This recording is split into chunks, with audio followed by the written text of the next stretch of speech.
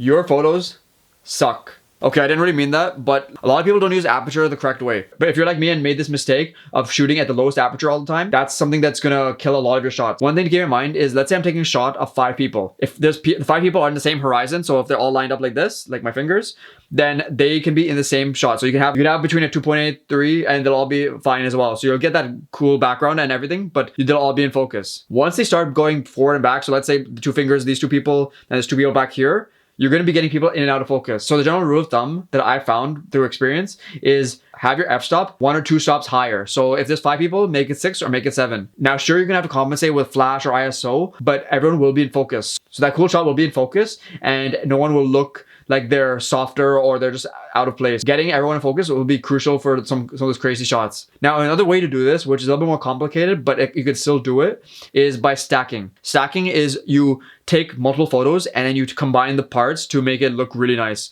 So if people have seen car photos or certain other landscape photos or even just some group shots, stacking means that you can take some people in focus and then the next people in focus, the next people, and then combine them all to make them all in focus. Anyway, if you like this video, follow me for more. Peace.